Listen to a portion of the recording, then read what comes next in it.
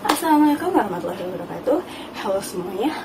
Pada pertemuan ke-12 ini akan kembali bahas soal Regina dan Diana ya. Untuk pertemuan ke-12 ini kita akan membahas mengenai lanjut. Kita mulai dari pembahasan pertama, yaitu Experience Gamification of Learning atau pengalaman gamifikasi pembelajaran dan Gamify Your Own Instruction.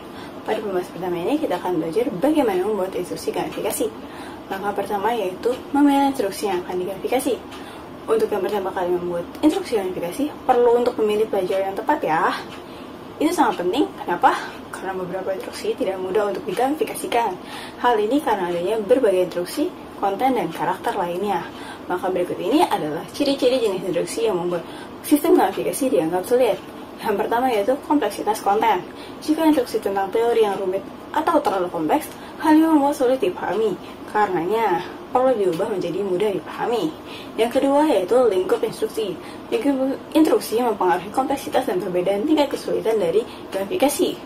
Kalau cakupannya terlalu besar, ini akan meningkatkan peluang timbulnya masalah dalam membuat cerita dan merancang mekanik. Yang ketiga yaitu jumlah peserta. Dari berbagai jenis permainan dalam instruksi gamifikasi, dengan jumlah siswa yang meningkat, desainer gamification perlu menyiapkan lebih banyak sarana skenario yang memungkinkan untuk memenuhi berbagai persyaratan. Selain dari jenis-jenis karakter instruksi, ada juga beberapa faktor lain yang membuat proses desain gamifikasi menjadi sulit. Yang pertama yaitu jumlah mekanik. Setiap mekanik dalam instruksi gamifikasi harus bekerja sebagai bagian dari organisasi, bukan elemen terpisah. Mekanik harus terhubung satu sama lain untuk membuat gamifikasi bekerja secara efektif.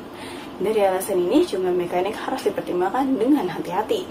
Yang kedua yaitu tingkat teknologi. Menggunakan grafis permainan realistik untuk instruksi dapat membantu peserta menjadi tenggelam dalam pengalaman belajar. Merancang gamifikasi menggunakan teknologi canggih membutuhkan desainer game yang handal untuk menangani lebih banyak masalah di berbagai bidang.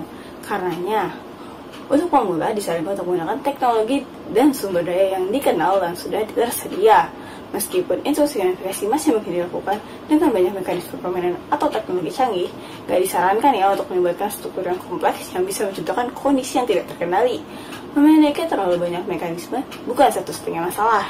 Adanya peningkatan hubungan antara game mekanik dan elemen lain dalam gamifikasi, penyertaan lebih banyak mekanisme permainan membuat proses pemecahan masalah menjadi lebih sulit loh. Penggunaan teknologi tingkat tinggi diperlukan untuk proses perawatan dan pemeliharaan agar sistem yang dimiliki berjalan dengan baik. Setelah memilih instruksi, langkah kedua yang perlu dilakukan yaitu meninjau model dan teori desain instruksional dengan penekanan pada analisis kesenjangan kinerja peserta didik dan konteks. Apapun jenis intervensinya, perlu memperhatikan elemen yang akan digunakan untuk memecahkan masalah. Pentingnya untuk memahami tujuan, penonton, dan latar belakang. Langkah ketiga yaitu menemukan strategi untuk motivasi dan keterlibatan dalam proses merancang instruksi gamifikasi. Bagi pemula mungkin masih ragu ya dengan strategi yang dimiliki, namun akan ada kesempatan untuk mengevaluasi dan meningkatkan strategi, biasanya melewati uji coba.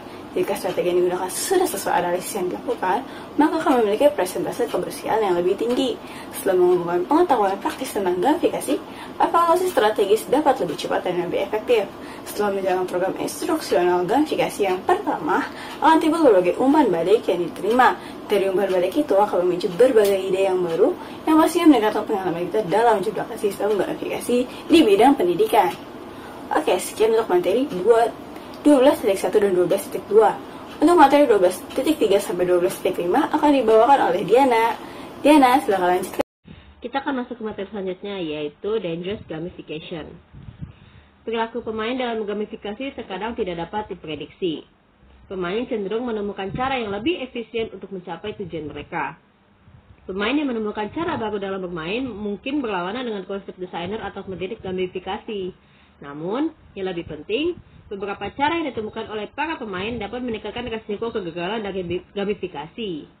Risiko menjadi lebih serius ketika gamifikasi diintegrasikan dengan kehidupan di luar gamifikasi. Lazarov pada tahun 2012 menjelaskan gamifikasi untuk lalu lintas jembatan Teluk sebagai contoh risiko. Untuk mengatasi masalah lalu lintas selama jam sibuk, desainer menyarankan untuk memiliki time slot yang berbeda, yaitu dikenakan biaya $6 sebelum jam 7 malam dan $4 dari jam 7 malam. Setelah mendapatkan gamifikasi, driver menemukan cara untuk menghemat uang mereka. Beberapa pengemudi menepikan kendaraan mereka dari jalan raya untuk menunggu sampai jam 7 malam dan menghemat $2. Kaitan kasus tersebut dengan dunia pendidikan yaitu dunia pendidikan dapat mengamati fenomena serupa. Pendidik dapat menggunakan teknik-teknik berikut untuk menghindari kemungkinan resiko seperti tanyakan kepada siswa tentang bagaimana mencapai tujuan mereka, gambarkan diagram alur yang menjelaskan semua kemungkinan perilaku dalam gamifikasi, hapus atau minimalkan kemungkinan perilaku di luar kelas, dan lakukan uji coba. Kita akan masuk ke materi selanjutnya, yaitu pointsification. Banyak sistem gamifikasi memasukkan poin sebagai salah satu mekanisme permainan. Beberapa orang berpikir bahwa pengguna teknologi atau program akan puas dengan poin permainan sebagai fitur tambahan untuk sistem atau program yang sudah ada. Robertson pada tahun 2010 mendefinisikan pointsification sebagai mengambil hal yang paling tidak penting untuk game dan mewakilinya sebagai inti dari pengalaman. Berikut merupakan beberapa hal dari Robertson mengenai pointsification. Poin dan lencana tidak memiliki hubungan yang lebih dekat dengan game. Game hanya menggunakan mereka seperti yang dimiliki guru sekolah dasar, hierarki militer, dan kedai kopi selama berabad-abad untuk membantu orang memvisualisasikan hal-hal yang mungkin mereka lupa. Mereka adalah yang paling sedikit bagian penting dalam sebuah permainan. Bagian paling sedikit berkaitan dengan semua aspek kognitif. Beberapa pendidik mungkin mempertimbangkan untuk memberikan poin permainan kepada siswa yang datang ke kelas tepat waktu sebagai contoh penerapan gamifikasi pada kelas mereka. Tetapi dengan hal ini apakah siswa tertarik? Titik permainan sebagai motivasi ekstrinsik bisa dibilang menarik. Tetapi gamifikasi bisa lebih efektif bila mencakup baik intrinsik maupun ekstrinsik. Contoh lainnya yaitu pengguna Google Berita dapat memperoleh lencana dengan membaca artikel berita di Google Berita.